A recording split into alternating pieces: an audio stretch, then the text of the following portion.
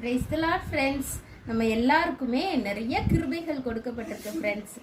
சில பேருக்கு வந்துட்டு தாளந்து நிறையா இருக்கும், சில பேருக்கு வந்துட்டு பணம் நிறையா இருக்கும், சில பேருக்கு வந்துட்டு நிறைய அறிவு இருக்கும். இப்படி எல்லாமே நிறையா கர்த்தர் வந்து நம்மளை பிளஸ் பண்ணி வச்சிருப்பாங்க ஃப்ரெண்ட்ஸ். நிறைய பொருள் கூட இருக்கலாம்.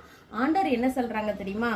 யோவான் 6வது அதிகாரம் 12, அவர்கள் திருப்தியடைந்த பின்பு அவர் தம்முடைய சீஷர்களை நோக்கி, ஒன்றும் சேதமாய் போகாதபடிக்கு மீதியான துணிக்கைகளை சேர்த்து வையுங்கள் என்றார்.